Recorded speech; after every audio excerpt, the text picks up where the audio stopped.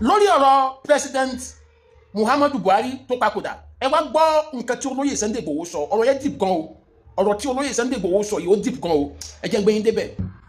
Good evening, ladies and gentlemen. I thank God for my life today. My people, Buhari don't die. See life. See life. The Buhari criminal man that is sent DSS and military to come and kill me maybe in the night in July 1st, 2021. He died today. See life. My people, we're supposed to learn about this. That criminal man, Buhari, Muhammadu Buhari, he don't die. See, I'm alive today. I thank God. God, thank you for my life today. Criminal Fulani man that is with some Yoruba, with some stupid Yoruba people that gang up and come to my house, middle in the night. They try to take my life, but God said no. If God say yes, nobody can say no. God said no. See life. You don't die today. Thank God. God, I thank you.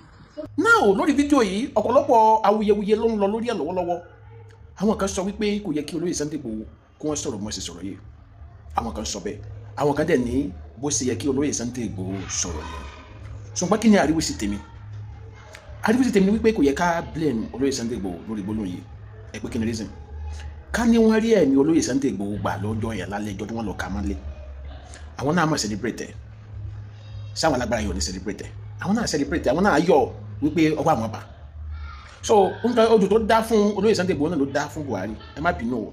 Now mo wo program ọ̀gá mi kan tí lára àwọn tó gbá sí program yẹn sọ wípé ṣé olóyè Sunday Igboho tiẹ̀ mọ̀ bóyá Buhari ò mọ̀ sí ìṣẹ̀lẹ̀ tó ṣẹlẹ̀ nílé wọn lálẹ́ ọjọ́ yẹn.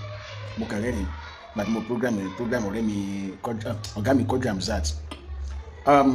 Bó ṣe yé ẹ̀gbọ́n tó sọ̀rọ̀ mọ́ àwọn sì sọ̀rọ̀ yẹn.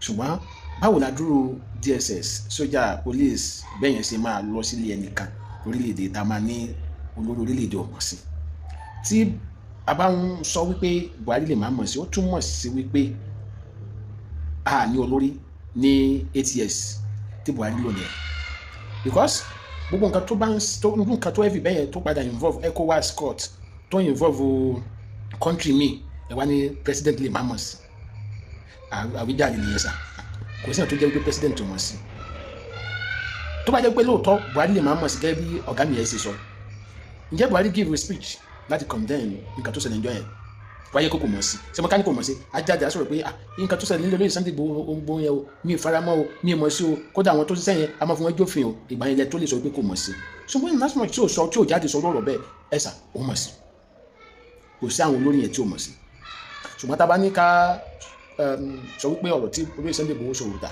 ká ní wọ́n rí ẹ̀mí ẹ̀gbàjọ́ yẹn sáwọn tibí náà ní jubilate ni kí lẹ fẹ́ kí ìdílé gangan adogan ipò lẹ fẹ́ kí ìyàwó àtọmọ ẹ̀wà lẹ́nu àfa kejì yẹn náà tí wọ́n gbẹ̀mí ẹ̀ nílò olóyè Sunday Igboho ipò lẹ fẹ́ kí ìyàwó àtọmọ ẹ̀wà lẹ́nu lẹ́yìn ìgbà tí wọ́n gbẹ̀mí àwọn yẹn ìyàwó àtọmọ Buhari sí báwọn ń gbádùn àwọn olórí tó mọ̀ sí báwọn ọmọ wọn ìyàwó ń gbádùn so èmi ò rò pé ó yẹ ká bú olóyè Sunday Igboho lórí gbólóhùn yìí àbí kí lẹ́yìn rí sí ẹ fi ròyìn hàn ní abẹ́ comment section. This is Adumade. Bye for now.